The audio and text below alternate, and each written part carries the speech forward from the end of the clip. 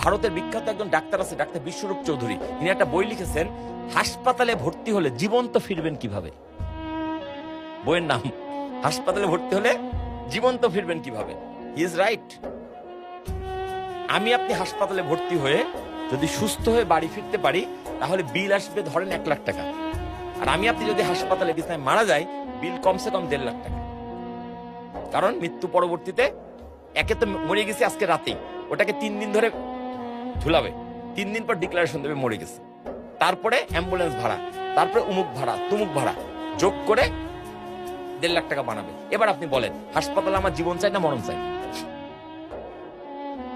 আমরা কিভাবে চিকিৎসার নামক ফাঁদে পড়ছি আপনি বুঝতে পারছেন? বাঁচলে যা বিল হবে, মরলে তার চেয়ে বেশি বিল হবে। তা হাসপাতাল খুলছে ব্যবসা করার জন্য, তো ও কি চাই? বেশি ব্যবসা চাই? তাহলে আপনাকে বাঁচাতে চাই না মারতে চাই?